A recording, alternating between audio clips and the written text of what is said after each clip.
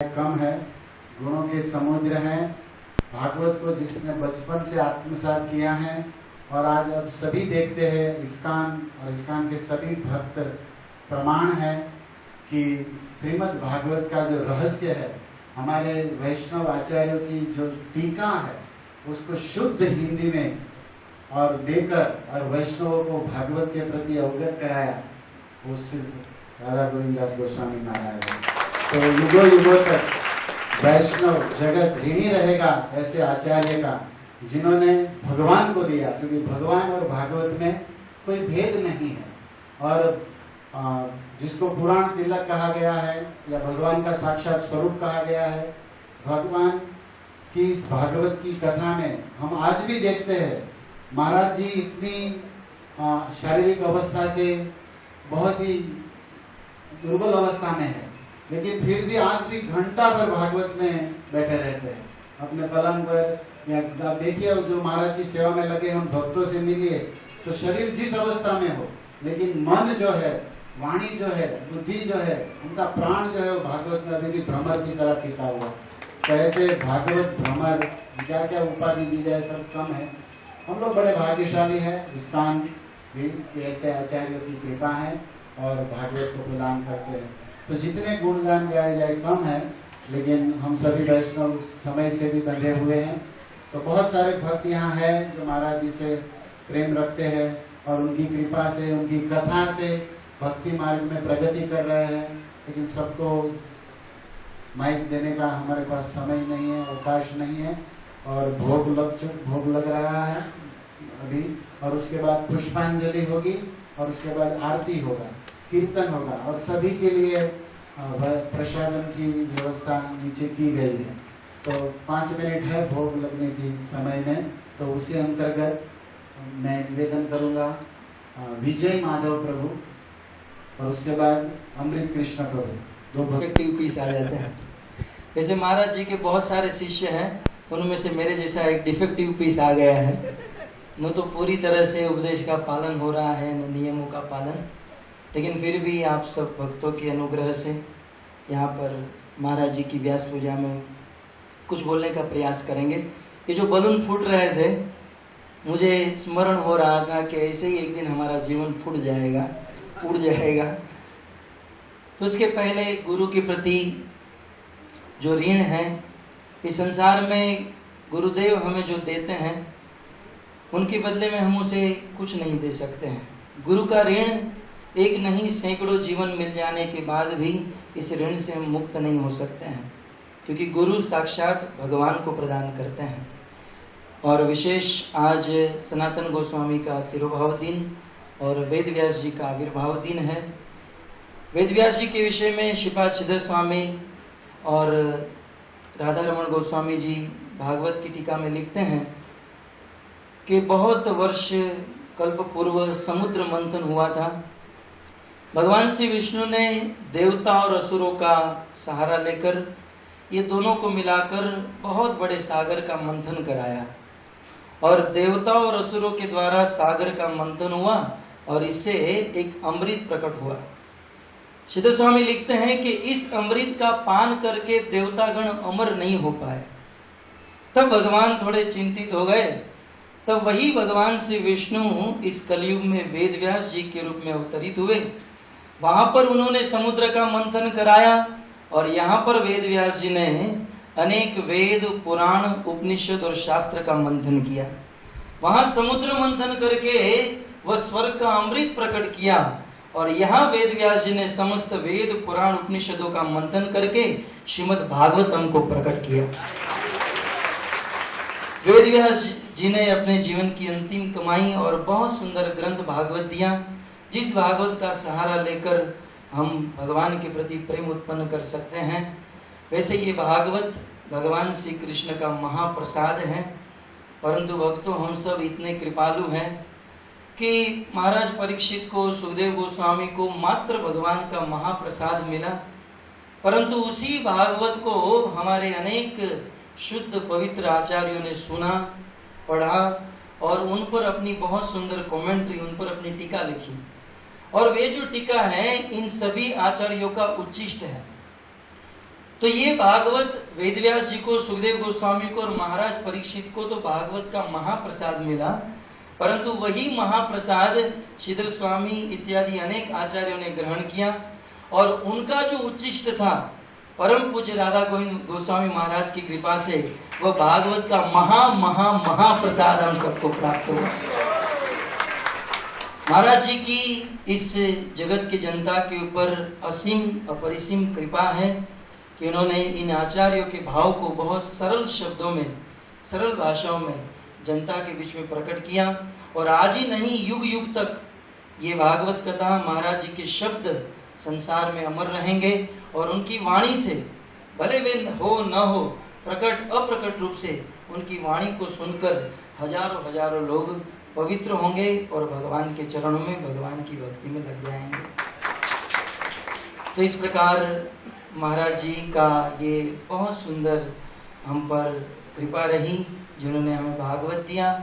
और भागवत में जब निमि महाराज नव योगेश्वर को प्रश्न पूछते हैं कि बताइए इस संसार की माया से मुक्त होने के लिए क्या करना चाहिए, तब नव योगेश्वर जी उत्तर देते हैं, इस माया से मुक्त होने के लिए, भगवान की प्राप्ति करने के लिए सर्वप्रथम गुरु धारण करने चाहिए। तस्मात् गुरु प्रपद्येत जिज्ञासु श्रेय उत्तमम्। और भागवत में अनेक स्थानों पर भगवान श्री कृष्ण भी उद्धव जी से कहते हैं, नृदेह माध्यम सुलभम सुदुर्लभम। ये मनुष्य जीवन बहुत दुर्लभ है और यह दुर्लभ मनुष्य जीवन आज हम सबको सुलभ हुआ है।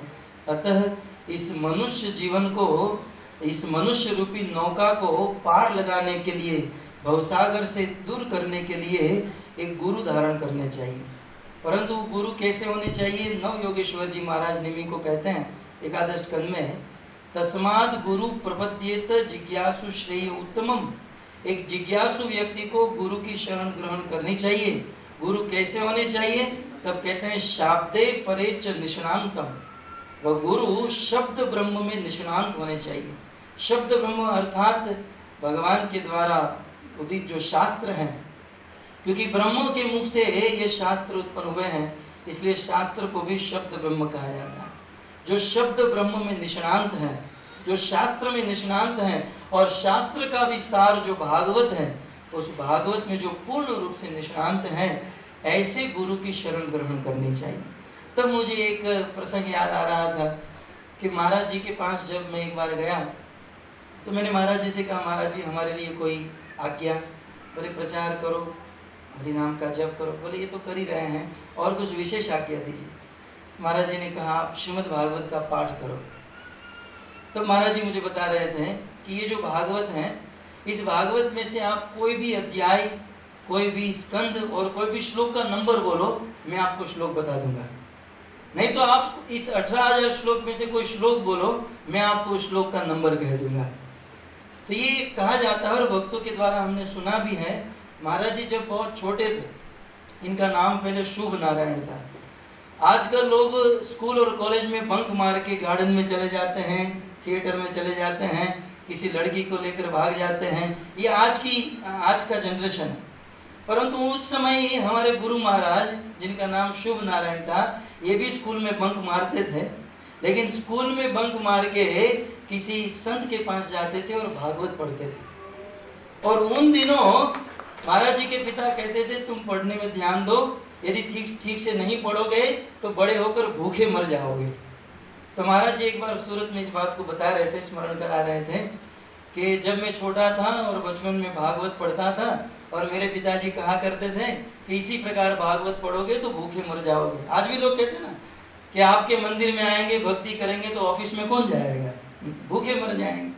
परंतु महाराज जी कह रहे हैं कि उस समय मैंने भागवत पढ़ा और श्री प्रभुपाद जी की कृपा से मैंने भागवत का प्रचार किया और आज हजारों लोग मुझे अपने घर पर बुलाते हैं और घर पर बुलाकर ड्राई फ्रूट, मिल्क शेक, काजू अंजीर का मिल्क शेक, न जाने क्या क्या खिलाते हैं।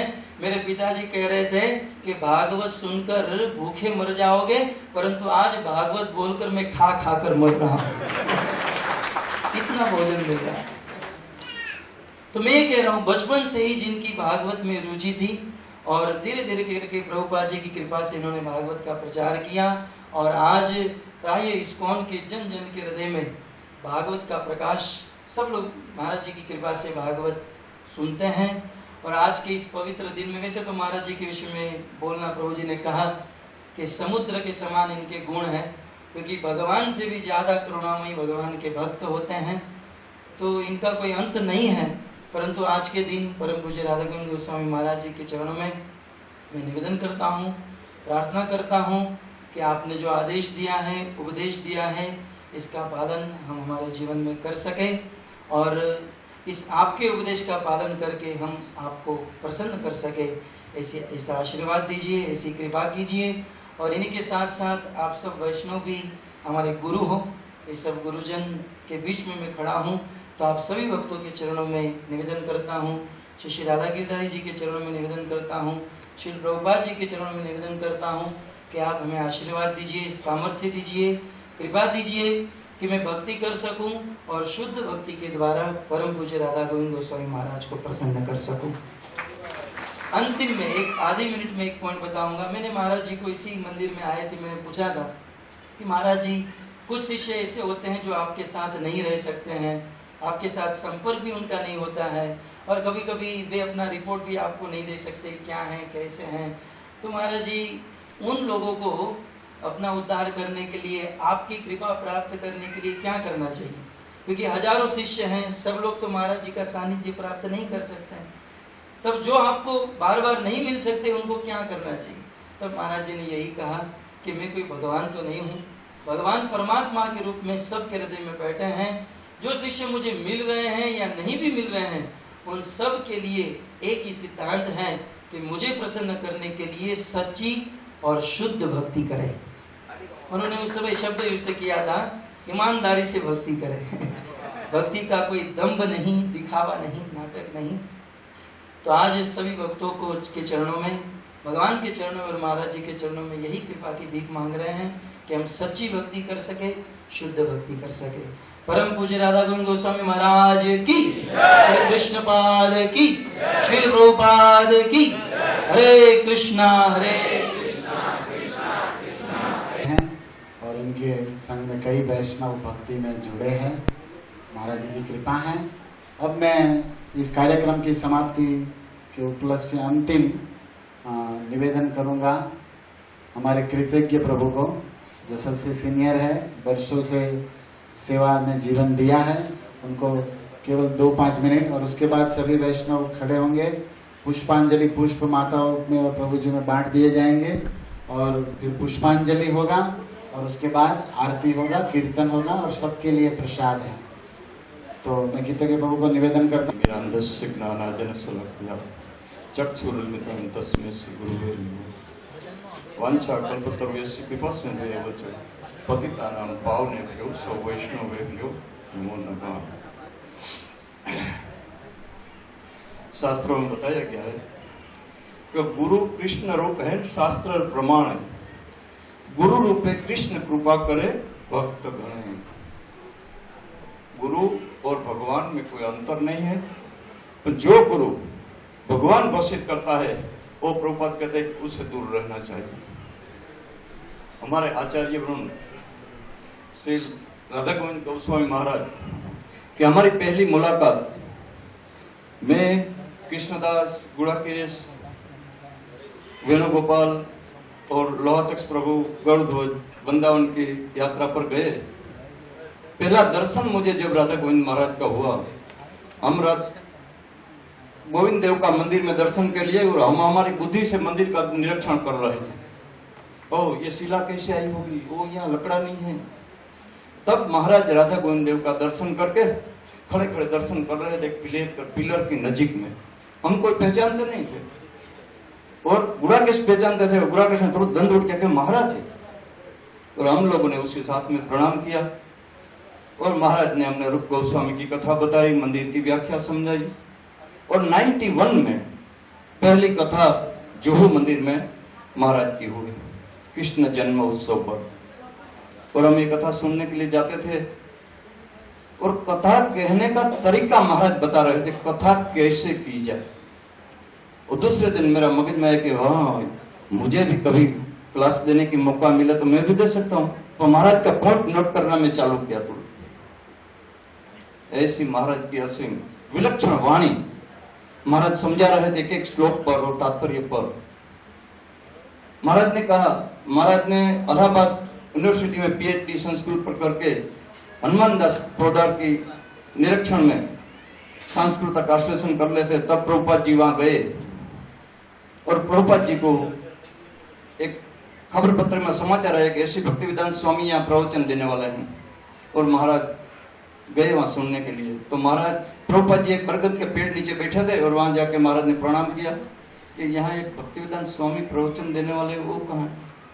तो बैठो आएगा। तो मैं महाराज के मैं वो बैठा, महाराज के मुंह से मैं सुना बैठा। तब प्रभुपाद जी ने लेक्चर देना प्रारंभ किया। तो ये हम बोलता, मैं उसको पूछा कि ये भक्तिवेदांत स्वामी है, तो आज वही प्रवचन देने के लिए बैठे। और अन्नदास पोदार ने शॉर्टकट में कहता हूँ, पोदार आदेश दिया कि महाराज ये लड़के को लेके जाओ। क्या करता है यहाँ कि संस्कृत ट्रांसलेशन करते हैं हिंदी में, चलिए हमारे साथ में, हमारे आपकी जरूरत है। और महाराज वहां छोड़ के वृंदावन चले गए। और विशेष महाराज ने हमारी पर इतनी असीम कृपा की है कि हमें उसका ऋण नहीं चुका सकते। महान कृपा है कि हमने ऐसा 2 रत्न पॉलिश करके राधा गिरधारी चरण में महाराज ने पेश किया, जो आज उसका वाणी का प्रचार कर रहे हैं, लाल गोविंद दास और कुंडल कृष्ण प्रभु। जब मैं वृंदावन जाता हूं महाराज को मिलने के लिए, तो महाराज बोलते हैं कृतज्ञदास बाद में आना, बाद में भी आना। मैं जब अकेला समय मौका लेके जाता हूं तो महाराज पूछते हैं राधा गिरधारी मंदिर में क्या चल रहा है, कैसे चल रहा है, सब लोग वैष्णव कैसे?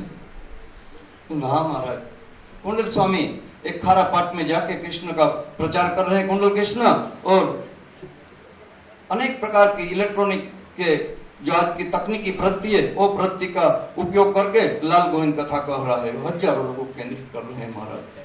इसके नीचे 5 रत्न और भी तैयार हो रहे हैं। आपकी असीम कृपा है हमारी पर, हम आपका ऋणी हैं। महाराज की विशेषता हालता चालता फिरता भागवत है महाराज। जैसे कुंडल स्वामी ने बोले कि क्या श्लोक बताऊं, लाल गोविंद ने कहा कि तुम श्लोक बोलो, मैं उसका नंबर बोल दूं। पूरा ही भागवत का हालता चालता भागवत वो राधा गोविंद गोस्वामी महाराज। हम न देखे कि उसकी शरीर की अवस्था, ये तो एक हमारे पर कृपा करने के लिए, हम लोगों को सिखाने के लिए, एक ऐसी स्थिति में भी भजन कैसे किया जाए। हमारा गुरु और हमारा आचार्यवन हम लोगों को ये सिखाते और अनेक भक्तों की सेवा ग्रहण करके कृपा पात्र है। हम लोग प्रभुपाद की ट्रेन का पैसेंजर है, इस्कॉन प्रभुपाद की ट्रेन है और हमारा गुरु ये ट्रेन का गार्ड है और हमारा शिक्षा गुरु टीसी है।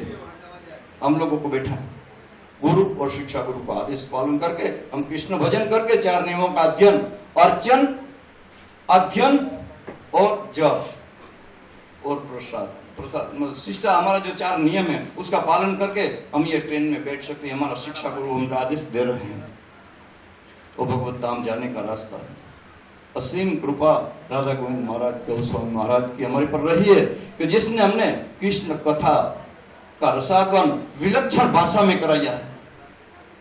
आज अब जब से महाराज की तबीयत थोड़ी डाउन हुई, उसी हुई ही नहीं, वो तो शरीर की है, महाराज की नहीं। महाराज की वाणी तो आप सुनते हैं तभी, जो पहले थे, आज से केवल कृष्ण की ही चर्चा करते हैं। देखो जब कृष्ण महाराज आगे बोलते थे, आगे वाली कथा सुनिए तब मालूम पड़े कि सारा जगत को महाराज चाटा मार के ही बताते थे। महाराज कहते हैं कि भोजन के अंदर एक रस है और एक खट्टा मीठा है और एक फरसाण है।